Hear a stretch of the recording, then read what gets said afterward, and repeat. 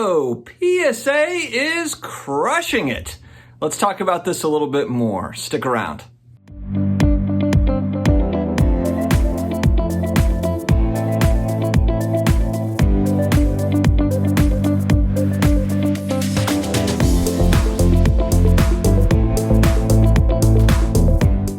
Hello to all my sports card collector, investor, all of my collectibles friends out there in the universe. I hope that you all are doing well, having a great week. We're slowly and surely getting to the weekend. I'm excited for the weekend, frankly. It's been one of those weeks and I am just ready to kind of shut it down, just turn the engines off, recharge a little bit.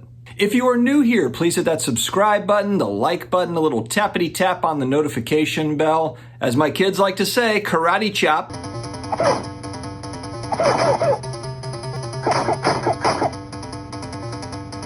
The notification bell, and let's get started. All right, guys, PSA Grading is on a tear. They are not playing around. And according to GemRate, gemrate.com, excellent site, a good follow on Instagram, GemRate on Instagram. And then, of course, gemrate.com is the website where you can go to get more and more of this data. But they do a great job of just keeping me in the loop on what's going on as far as PSA grading is concerned. They've also added BGS and probably going to expand into other things as well. But I've met the guys at GemRate and just good overall dudes, and they're doing good for the hobby, providing this type of data. All right, PSA is grading consistently at a clip of about 40,000 cards a day, 200,000 cards a week, 800,000 cards a month, roughly.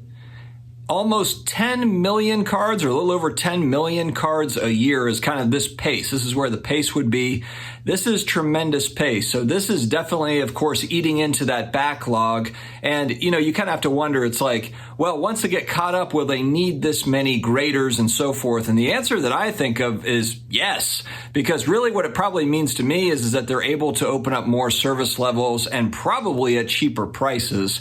And so what's going to happen when they do that? They're going to get flooded again, but they are ready. I mean, they look to be ready. The Death Star is fully operational and they are churning out cards. I have a question for viewership and I need some help here as I kind of peer into 2022. I'm making a list, and you might have seen I did part one of this where I'm breaking it down to 50 cards / collectibles that I'm looking to pick up in 2022, but I'm going to narrow down the 50. I'm going to whittle that down to 20. I'm really going to try to get hyper focused. But part of that is because I'm wondering, should I be buying more cards or should I put some resources into grading already raw cards that I've got? Because I was just thinking, I mean, I probably have anywhere from 30 to 40, maybe more raw cards that I would like to get slabbed, and not necessarily because I want to slab and sell, but just to get them in slabs. And I'm also just kind of curious as where they would grade out.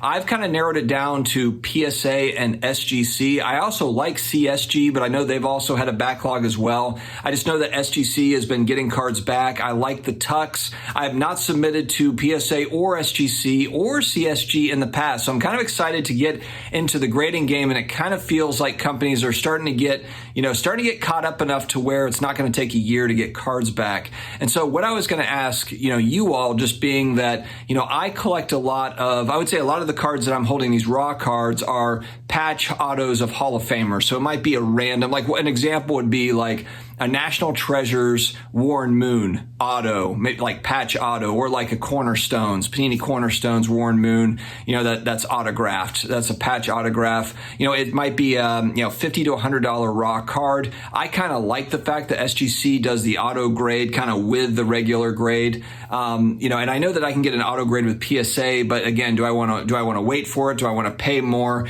A lot of this is going to depend on where PSA's rates are as we get into the first quarter, because as we're rounding out the year, I think they're starting to kind of get to that point. You kind of get the feeling like March, April next year, there's going to be some added options at PSA. And that could be aggressive. Maybe it's more like summertime of next year is when they're really going to be open back up, or maybe even later next year. But you kind of get the feeling like they're really making some good headway, and that they're going to probably have some more options, or at least one or two other options by, kind of that March, April timeframe. And so what I'm trying to figure out is, do I send to SGC kind of now or over the next month or whatever it is, or wait until March, April, May, June to get them in a PSA slab? And again, it's not that I'm flipping the cards, but I also care about secondary value. I do care. I'm not going to sit here and pretend like, I just want it in a slab, and, my kids are going to hold it and their kids are going to hold it. And in 1,000 years, maybe,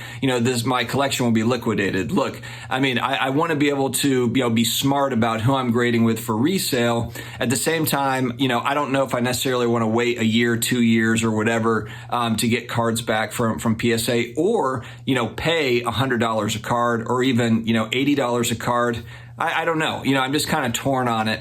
And so let me know what you guys think. I'm genuinely curious, and also just to hear, what are you guys doing? They open up this kind of this the $100 regular service. There is a limit on how many cards they're going to take. So it's, to kind of stop them from being inundated with a huge batch. So even still, they've opened up another service level, but I don't think it's going to put, much of a dent into what they're already doing. And I don't think from like a consumer standpoint, it really moves the needle. They're going to have to really open things up, lower the price point to really get more and more volume coming in, and they'll do that when they're ready, of course. But I'd like to hear your thoughts on whether or not to, if you were me, I guess, or what your plans are, waiting for PSA, or just going with SGC. And I'd like to hear also if you're planning, is that to flip? Is that because you want to go ahead and get those back from SGC and get them on the market? Or is it just that you like the Tux, you're a long-term hold on the cards, you like the Tux slab, you just like SGC as a company, or, CSG or BGS. Maybe you're just like, hey, I'm going to BGS. I'd really like to hear kind of from the community on this, because I'm genuinely torn, and I want to get into the grading game in 2022.